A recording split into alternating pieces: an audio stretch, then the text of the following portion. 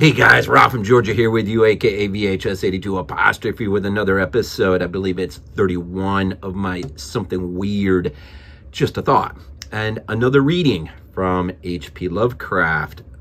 This time, I thought I would delve into, for the first time, maybe not the first time, but Eldritch Tales, the miscellany of the macabre, H.P. Lovecraft. I think it's a companion piece to my Necronomicon, the best weird tales of H.P. Lovecraft, both published in Great Britain, both collector's editions. But Beyond the Wall of Sleep, I always have fond memories of this. It's been a while since I've read it, but I thought I would do that as hopefully a preface to Dreams in the Witch House. I do have my eyes set on that. And as usual, a reading of his Lovecraft's poem, Despair. So, here we go. Beyond the Wall of Sleep, originally published in Pine Cones, Volume 1, Number 6, October 1919. I do believe it was later published in the early 30s in Weird Tales. I could be mistaken, but I think I remember seeing that earlier today. That would be appropriate. Beyond the Wall of Sleep by H.P. Lovecraft. I have an exposition of sleep come upon me. Shakespeare. I have frequently wondered if the majority of mankind ever paused to reflect upon the occasionally titanic significance of dreams and of the obscure world to which they belong, whilst the greater number of our nocturnal visions are perhaps no more than faint and fantastic reflections of our waking experiences. Freud, to the contrary, with his puerile symbolism, there are still a certain remainder whose inundane and ethereal character permits of no ordinary interpretation, whose vaguely exciting and disquieting effect suggests possible minute glimpses into a sphere of mental existence no less important than physical life, yet separated from that life by an all but impassable barrier. From my experience, I cannot doubt but that man, when lost to terrestrial consciousness, is indeed sojourning in another incorporeal life, of far different nature from the life we know, and of which only the slightest and most indistinct memories linger after waking. From those blurred and fragmentary memories we may infer much, yet prove little. We may guess that in dreams, life, matter, vitality, as the earth knows such things, are not necessarily constant, and that time and space do not exist as our waking selves comprehend them.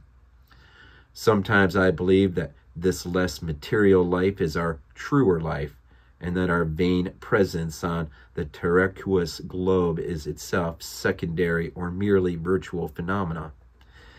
It was from a youthful reverie filled with speculations of this sort that I arose one afternoon in the winter of 1900-1901, when to the state psychopathic institution in which I served as an intern was brought the man whose case has ever since haunted me so unceasingly. His name, as given on the records, was Joe Slater, or Slater, and his appearance was that of a typical denizen of the Catskill Mountain region, one of those strange, repellent scions of primitive colonial peasant stock, whose isolation for nearly 3 centuries in the hilly fastness of the little-traveled countryside has caused them to sink to a kind of barbaric degeneracy, rather than advance with their more fortunately placed brethren of the thickly settled districts. Among these odd folk who correspond exactly to the decadent element of white trash in the South, law and morals are non-existent, and their general mental status is probably below that of any other section of the Native American people. Joe Slater, who came to the institution in the vigilant custody of 4 state policemen and who was described as a highly dangerous character, certainly presented no evidence of his perilous disposition when I first beheld him. Though well above the middle stature and of somewhat brawny frame, he was given an absurd appearance of harmless stupidity by the pale, sleepy blueness of his small, watery eyes, the scantiness of his neglected and never-shaven growth of yellow beard, and the listless drooping of his heavy nether lip. His age was unknown, since among his kind neither family records nor permanent family ties exist. But from the baldness of his head in front and from the decayed condition of his teeth, the head surgeon wrote him down as a man of about 40. From the medical and court documents, we learned all that could be gathered of his case. This man, a vagabond, hunter, trapper, had always been strange in the eyes of his primitive associates. He had habitually slept at night beyond the ordinary time, and upon waking would often talk of unknown things in a manner so bizarre as to inspire fear even in the hearts of the unimaginative populace. Not that his form of language was at all unusual, for he never spoke save in a debased pettiness of his environment, but the tone and tenor of his utterances were of such mysterious wildness that none might listen without apprehension. He himself was generally as terrified and baffled as his auditors. Within an hour after wakening, would forget all that he had said, or at least all that had caused him to say what he did, relapsing into a bovine, half-amiable normality that like of the other hill-dwellers. As Slater grew older, it appeared his matutinal aberrations had gradually increased in frequency and violence, till about a month before his arrival at the institution had occurred the shocking tragedy which caused his arrest by the authorities. One day, near noon, after a profound sleep begun in a whiskey debauch at about 5 of the previous afternoon, the man had roused himself most suddenly with ululations so horrible and unearthly that they brought several neighbors to his cabin, a filthy sty where he dwelt with a family as indescribable as himself. Rushing out into the snow, he had flung his arms aloft and commenced a series of leaps directly upward in the air, while shouting his determination to reach some big cabin with brightness in the roof and walls and floor and loud, queer music far away. As 2 men of moderate size sought to restrain him, he had struggled with a maniacal force and fury, screaming of his desire and need to find and kill a certain thing that shines and shakes and laughs. At length, after temporarily felling one of his detainers with a sudden blow, he had flung himself upon the other in a demoniac ecstasy of bloodthirstiness, shrieking fiendishly that he would jump high in the air and burn his way through anything that stopped him. Family, neighbors had now fled in panic, and when the more courageous of them returned, Slater was gone, leaving behind an unrecognizable pulp-like thing that had been a living man but an hour before. None of the mountaineers had dared to pursue him, and it is likely that they would have welcomed his death from the cold, but when several mornings later they heard his screams from a distant ravine, they realized that he had somehow managed to survive, and that his removal in one way or another would be necessary. Then had followed an armed searching party, whose purpose, whatever it may have been originally, became that of a sheriff's posse after one of the seldom popular state troopers had by accident observed, then questioned, finally joined the seekers. On the 3rd day, Slater was found unconscious in the hollow of a tree and taken to the nearest jail, where alienists from Albany examined him as soon as his senses returned. To them he told a simple story. He had, he said, gone to sleep one afternoon about sundown after drinking much liquor. He had awaked to find himself standing bloody-handed in the snow before his cabin, the mangled corpse of his neighbor, Peter Slater, at his feet. Horrified, he had taken to the woods in a vague effort to escape from the scene of what must have been his crime, Beyond these things, he seemed to know nothing, nor could the expert questioning of his interrogators bring out a single additional fact. That night, Slater slept quietly, and the next morning he awakened with no singular feature save a certain alteration of expression. Dr. Bernard, who had been watching the patient, thought he noticed in a pale blue eyes a certain gleam of peculiar quality, and in the flaccid lips an all but imperceptible tightening as if of intelligent determination. But when questioned, Slater relapsed into a habitual vacancy of the mountaineer and only reiterated what he had said on the preceding day. On the third morning occurred the first of the man's mental attacks. After some show of uneasiness and sleep, he burst forth into a frenzy so powerful that the combined efforts of 4 men were needed to bind him in a straitjacket. The alienists listened with keen attention to his words, since their curiosity had been aroused to a high pitch by the suggestive yet mostly conflicting and incoherent stories of his family and neighbors.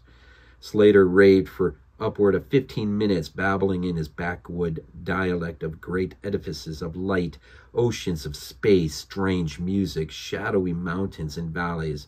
But most of all did he dwell upon some mysterious blazing entity that shook, laughed, mocked at him. This vast, vague personality seemed to have done him a terrible wrong, and to kill it in triumphant revenge was his paramount desire. In order to reach it, he said, he would soar through abysses of emptiness, burning every obstacle that stood in his way. Thus ran his discourse, until with the greatest suddenness he ceased. The fire of madness died from his eyes. In dull wonder he looked at his questioners and asked why he was bound. Dr. Bernard unbuckled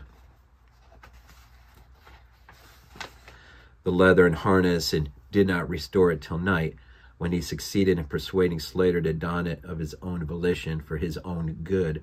The man had now admitted that he sometimes talked queerly, though he knew not why. Within a week, 2 more attacks appeared, but from them the doctors learned little. On the source of Slater's visions they speculated at length, for since he could neither read nor write and had apparently never heard a legend or fairy tale, his gorgeous imagery was quite inexplicable. That it could not come from any known myth or romance was made especially clear by the fact that unfortunate lunatic expressed himself only in his own simple manner. He raved of things he did not understand and could not interpret, things which he claimed to have experienced, but which he could not have learned through any normal or connected narration. The alienists soon agreed that abnormal dreams were the foundation of the trouble, dreams whose vividness could for a time completely dominate the waking mind of this basically inferior man. With due formality, Slater was tried for murder, acquitted on the ground of insanity, committed to the institution wherein I held so humble a post. I have said that I am a constant speculator concerning dream life, and from this you may judge of the eagerness with which I applied myself to the study of the new patient as soon as I had fully ascertained the facts of his case. He seemed to sense a certain friendliness in me, born no doubt of the interest I could not conceal, and the gentle manner in which I questioned him. Not that he ever recognized me during his attacks, when I hung breathlessly upon his chaotic but cosmic word pictures, but he knew me in his quiet hours, when he would sit by his barred window, weaving baskets of straw and willow, perhaps pining for the mountain freedom he could never enjoy again. His family never called to see him. Probably it had found another temporary head, after the manner of decadent mountain folk. By degrees I commenced to feel an overwhelming wonder at the mad, fantastic conceptions of Joe Slater. The man himself was pitiably inferior in mentality and language alike, but his glowing titanic visions, though described in barbarous and disjointed jargon, were assuredly things which only a superior or even exceptional brain could conceive. How, I often asked myself, could the stolid imagination of a Catskill degenerate conjure up sights whose very possession argued a lurking spark of genius? How could any backwoods dullard have gained so much as an idea of those glittering realms of supernal radiance and space about which Slater ranted in his furious delirium? More and more I inclined and believed that the pitiful personality who cringed before me lay the disordered nucleus of something beyond my comprehension, something infinitely beyond the comprehension of any or more experienced but less imaginative medical and scientific colleagues. And yet I could extract nothing definite from the man. The sum of all my investigation was that in kind of a semi-incorporeal dream life, Slater wandered or floated through resplendent and prodigious valleys, meadows, gardens, cities, palaces of light in a region unbounded and unknown to man, that there he was no peasant or degenerate, but a creature of importance and vivid life, moving proudly, dominantly, and checked only by a certain deadly enemy who seemed to be a being of visible yet ethereal structure, and who did not appear to be of human shape, since Slater never referred to it as a man or as aught save a thing. This thing had done Slater some hideous but unnamed wrong, which the maniac, if maniac he were, yearned to avenge. From the manner in which Slater alluded to their dealings, I judged that he and the luminous thing had met on equal terms, that in his dream existence the man was himself a luminous thing of the same race as his enemy. This impression was sustained by his frequent references to flying through space and burning all that impeded his progress. Yet these conceptions were formulated in rustic words wholly inadequate to convey them, a circumstance which drove me to the conclusion that if a true dream world indeed existed, oral language was not its medium for the transmission of thought. Could it be that the dream soul inhabiting this inferior body was desperately struggling to speak things which the simple and halting tongue of dullness could not utter? Could it be that I was face to face with intellectual emanations which would explain the mystery if I could but learn to discover and read them? I did not tell the older physicians of these things, for middle age is skeptical, cynical, disinclined to accept new ideas. Besides, the head of the institution had but lately warned me in his paternal way that I was overworking, that my mind needed a rest.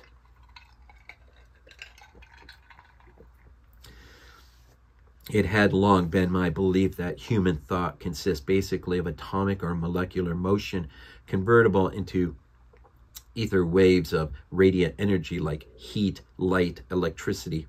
This belief had early led me to contemplate the possibility of telepathy or mental communication by means of suitable apparatus, and I had in my college days prepared a set of transmitting and receiving instruments somewhat similar to the cumbrous devices employed in wireless telegraphy at that crude pre-radio period. These I had tested with a fellow student, but achieving no result, had soon packed them away with no scientific odds and ends for possible future use. Now, in my intense desire to probe into the dream life of Joe Slater, I sought these instruments again, spent several days in repairing them for action. When they were complete, once more I missed no opportunity for their trial. At each outburst of Slater's violence, I would fit the transmitter to his forehead and the receiver to my own, constantly making delicate adjustments for various hypothetical wavelengths of intellectual energy. I had but little notion of how the thought impressions would, if successfully conveyed, arouse an intelligent response in my brain, but I felt certain that I could detect and interpret them. Accordingly, I continued my experiments through informing no one of their nature. It was on the 21st of February, 1901, that the thing finally occurred. As I look back across the years, I realize how unreal it seems, and sometimes half wonder if old Dr. Fenton was not right when he charged it all to my excited imagination.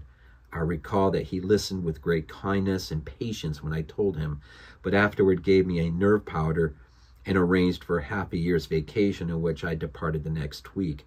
That fateful night, I was wildly agitated and perturbed, for despite the excellent care he had received, Joe Slater was unmistakably dying. Perhaps it was his mountain freedom that he missed, or perhaps the turmoil in his brain had grown too acute for his rather sluggish physique. But at all events, the flame of vitality flickered low in the decadent body. He was drowsy near the end, and as darkness fell, he dropped off into a troubled sleep.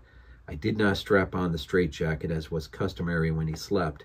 since I saw that he was too feeble to be dangerous, even if he woke in mental disorder once more before passing away.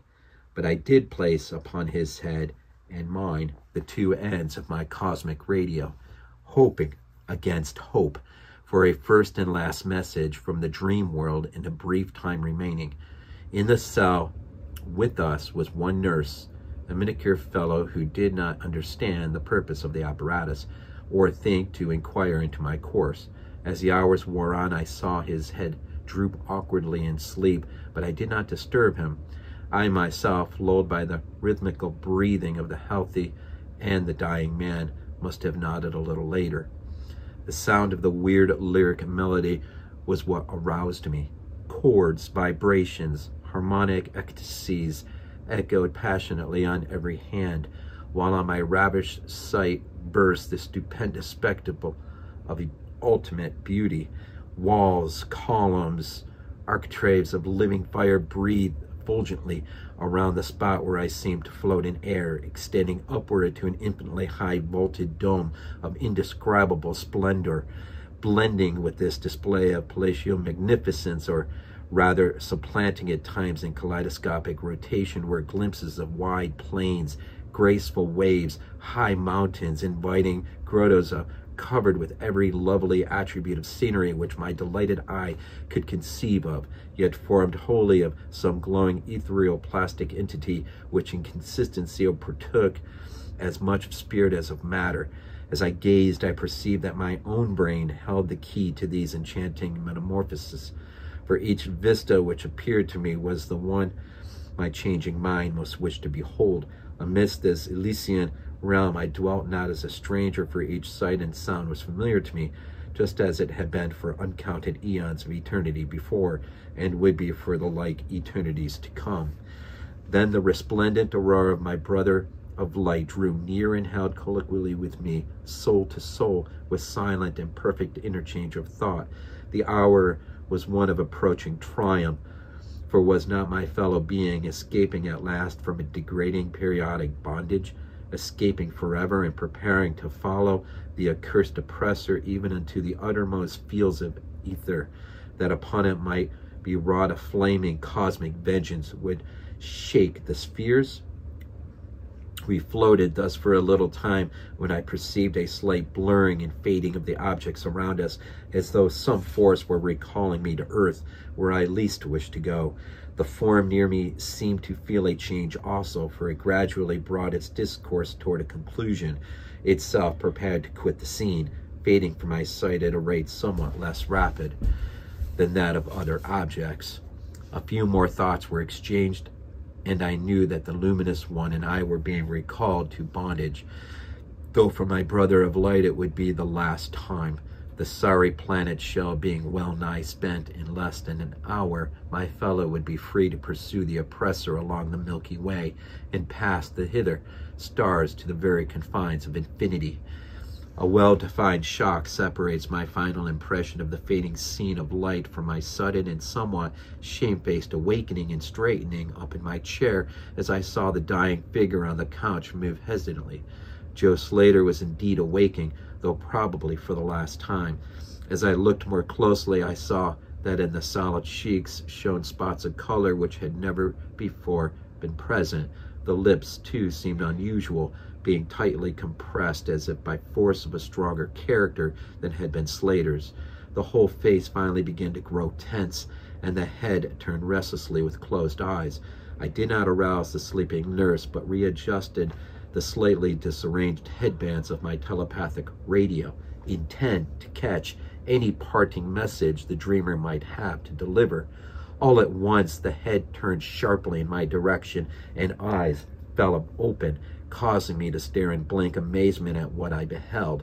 The man who had been Joe Slater, the Catskill decadent, was now gazing at me with a pair of luminous, expanded eyes whose blue seemed subtly to have deepened.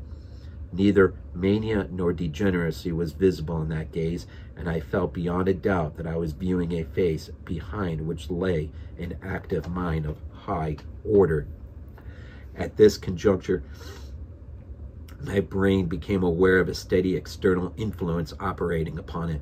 I closed my eyes to concentrate my thoughts more profoundly, and was rewarded by the positive knowledge that my long-sought mental message had come at last. Each transmitted idea formed rapidly in my mind, and though no actual language was employed, my habitual association of conception and expression was so great that I seemed to be receiving the message in ordinary English. Joe Slater is dead, came the soul-petrifying voice or agency from beyond the wall of sleep. My opened eyes sought the couch of pain and curious horror, but the blue eyes were still calmly gazing, and the countenance was still intelligently animated. He is better dead, for he was unfit to bear the active intellect of cosmic entity. His gross body could not undergo the needed adjustments between ethereal life and planet life.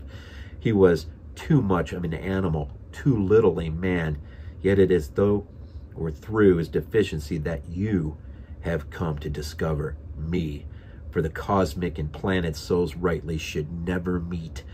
He has been my torment in Deruno prison for 42 of your terrestrial years. I am an entity like that which you yourself become in the freedom of dreamless sleep. I am your brother of light and have floated with you in the effulgent valleys. It is not permitted me to tell your waking earth self of your real self.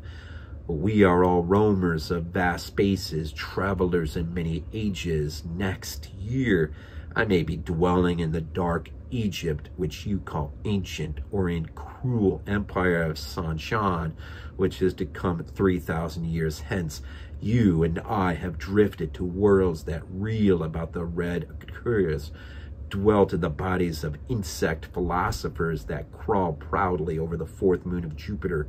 How little does the earth self know of life and its extent. How little indeed ought it to know for its own tranquility. Of the oppressor I cannot speak. You on earth have unwillingly felt its distant presence. You who without knowingly idly gave to its blinking beacon the name, a goal, the demon star. It is to meet and conquer the oppressor that I have vainly striven for eons, held back by bodily encumbrances. Tonight I go as a nemesis, bearing just and blazingly cataclysmic vengeance. Watch me in the sky closed by the demon star. I cannot speak longer, for the body of Joe Slater grows cold and rigid, and the coarse brains are ceasing to vibrate as I wish. You have been my friend in the cosmos. You have been my only friend on this planet, the only soul to sense and seek for me within the repellent form which lies on this couch. We shall meet again, perhaps in the shining mists of Orion's sword, perhaps on a bleak plateau in prehistoric Asia, perhaps in unremembered dreams tonight, perhaps in some other form of eon hence, when the solar system shall have been swept away. At this point, the thought waves abruptly ceased. The pale eyes of the dreamer, or can I say dead man, commenced to glaze fishly. In the half-stupor, I crossed over to the couch and felt his wrist, but found it cold, stiff, pulseless. The sallow cheeks paled again, and the thick lips fell open, disclosing the repulsively rotten fangs of the degenerate Joe Slater. I shivered, pulled a blanket over the hideous face, and awakened the nurse. Then I left the cell and went silently to my room. I had an insistent and unaccountable craving for a sleep whose dreams I should not remember. The climax? What plain tale of science can boast of such rhetorical effect? I have merely set down certain things appealing to me as facts, allowing you to construe them as you will. As I have already admitted, my superior, old Dr. Fenton, denies the reality of everything I have related. He vows that I have broken down with nervous strain, badly in need of a long vacation on full pay, which he so generously gave. He assures me on his professional honor that Joe Slater was but a low-grade paranoiac whose fantastic notions must have come from crude hereditary folktales which circulate in even the most decadent of communities.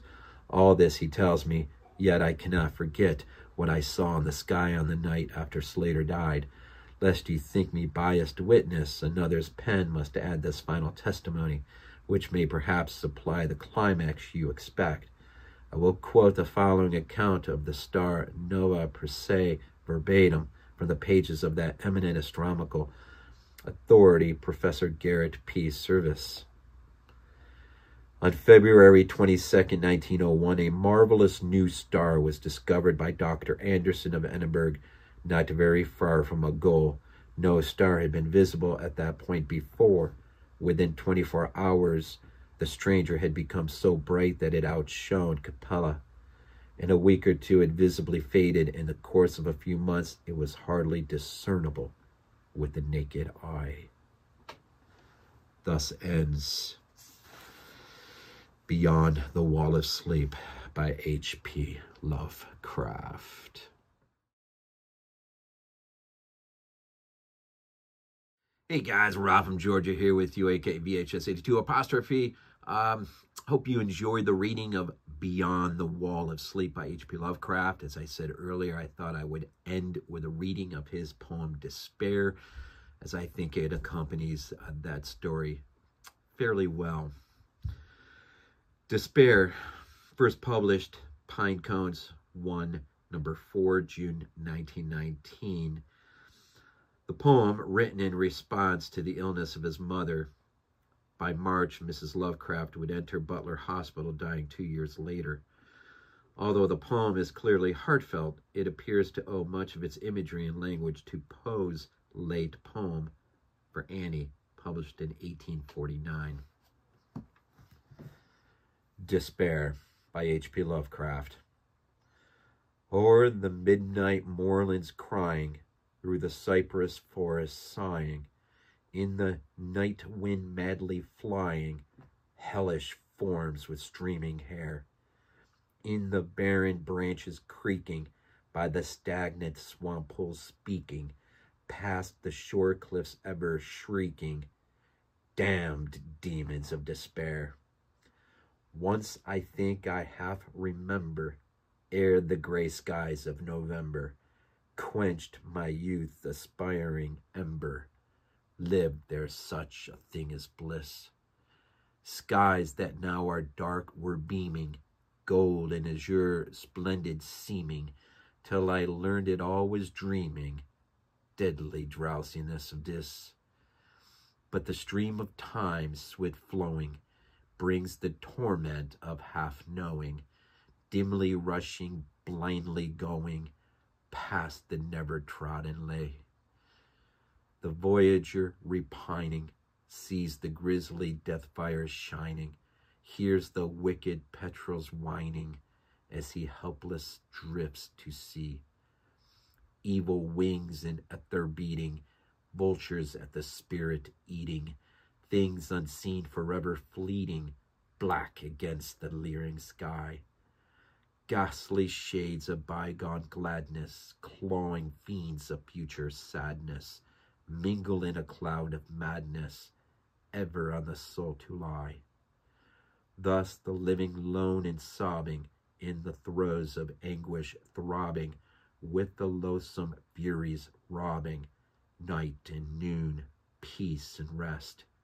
But beyond the groans and grating of abhorrent life is waiting, sweet oblivion culminating all the years of fruitless quest. Thus ends a reading of Despair by H.P. Lovecraft. My eyes are eagerly set upon Dreams in a Witch House. I'm a little frightened by its length, but I can't shake it out of my system. That very well may be the next one that I move to. As always, thank you for your support, just for the listens. Hope you enjoy. If you have any requests, any ideas of what I ought to read, drop it in the comments below. Most appreciated of all of it. Thank you much. As always, we end these things off with Go Bills. This is not a dream. We might be useful to you.